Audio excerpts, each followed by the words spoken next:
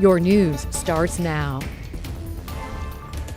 Good evening and thank you for joining us. I'm Laurel Porter. And I'm David Mulco, and we begin with a Salem man facing federal charges for allegedly running the largest ghost gun operation ever uncovered in the state of Oregon. And investigators say he did it all from the basement of his mother's home.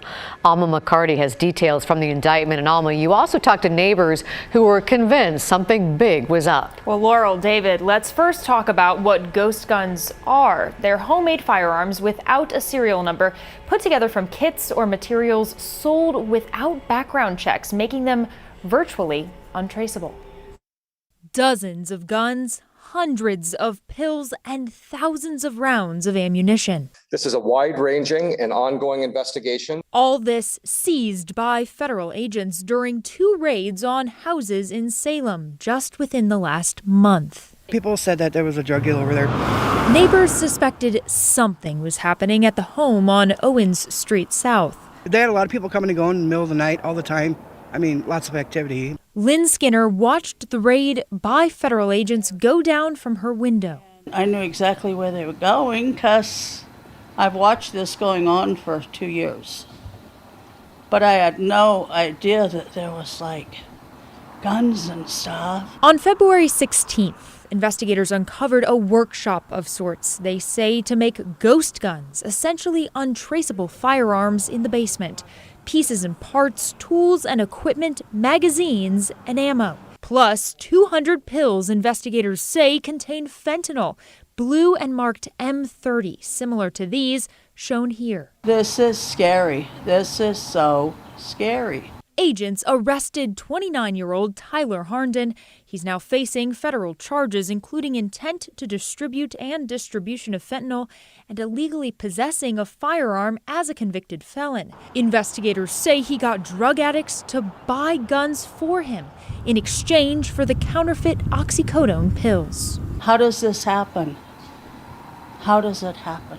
Then, this week, investigators searched the home of one of the suspect's relatives, seizing 4 gun safes containing more than 60 additional firearms belonging to Harnden. Illegal firearms and the violence that goes with them are problems that we have to address together. And if Harnden is convicted, he could face life in federal prison. A more detailed timeline of this case up now on KGW.com. Thank you, Alma. Well, now to a troubling update on the murder of James Tony Wise, a 46-year-old just trying to survive on the streets of Portland. New court documents allege the attacker stomped Wise, who was homeless, to death. And that was after police say the assailant committed another violent attack an hour earlier. Elijah Williams is charged with second-degree murder for killing Wise. That attack happened in February right outside the Blanchet House, a nonprofit in Old Town which provides services to the homeless community. It was a few blocks away that police say Williams and an unidentified man attacked a driver in a parked car. That driver survived but was seriously hurt. Well, another update to get to, this one on a 2020 fire that destroyed an Oregon City paper mill. A judge has found Enrique Mejia guilty on several charges that include arson. Witnesses say they saw him throwing furniture from a window of the vacant Blue Heron mill before the fire started, so police arrested Mejia while the fire was being put out. The mill has been closed since 2011. And I just screamed at him to leave the kid alone, and he let him go. And his mom was really frantic and screaming. Now to a story of terror for a Tigard family, but also acts of heroism after a mom and her neighbors helped stop a kidnapping. The 7-year-old boy was snatched at his apartment complex, and witnesses immediately jumped into action. The boy, thankfully, is physically okay tonight. The suspect is 56-year-old James Harmon Jr. He is now in jail at the Justice Center in Hillsborough after he made his first court appearance. Now, Tim Gordon with the story of how everyone rushed to bring this 7-year-old to safety.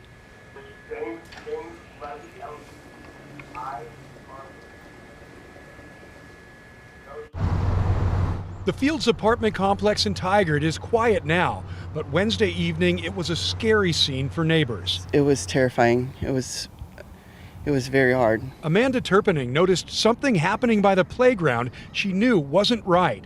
So she took this video, she says, is of Harmon and the 7-year-old boy just before they went into his apartment. I noticed that he was starting to lure the kid inside his apartment, so I ran down and I was like screaming for another neighbor to get him, and when we finally got to the back door, it was just closing and the door locked. The boy's mom, who had been watching her son play from inside her apartment, joined Amanda and other neighbors as they tried to get into Harmon's apartment.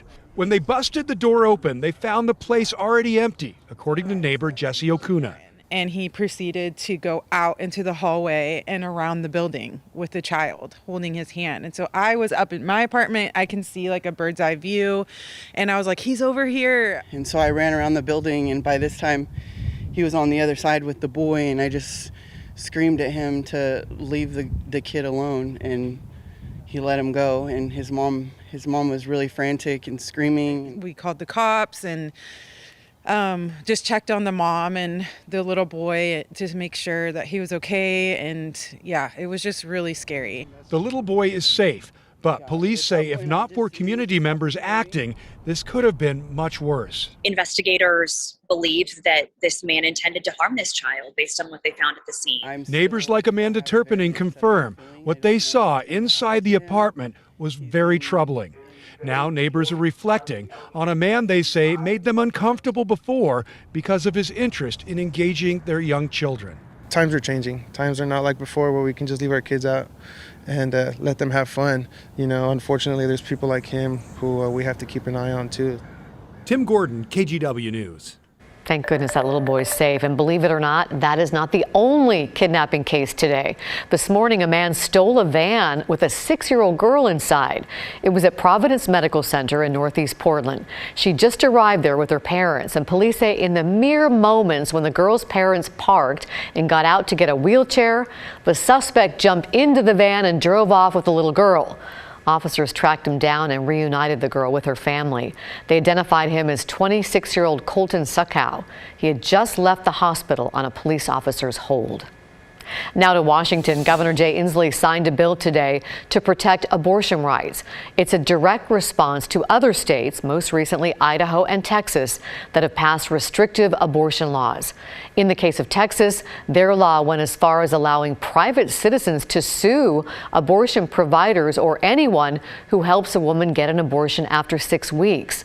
The new Washington law will protect women and abortion providers from lawsuits. It takes effect in June.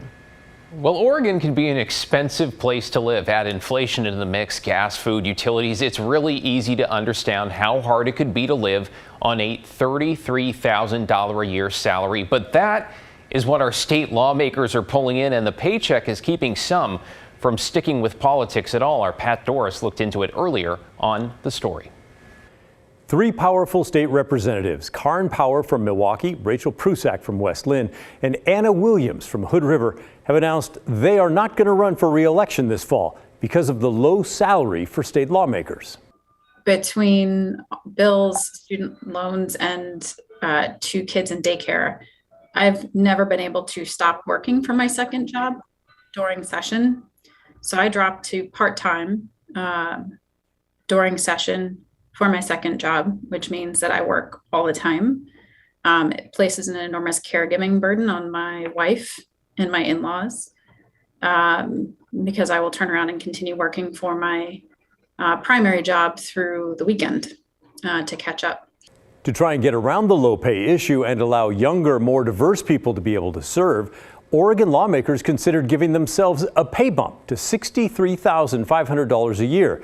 But too many lawmakers thought it looked self-serving, and the plan failed. People got elected in the last election that really made our legislature look like Oregon looks as a whole, from age diversity, gender diversity, LGBTQ status, and racial diversity. And the challenge is keeping those folks, right? Especially the younger ones who have families really are struggling to figure out how to make it work.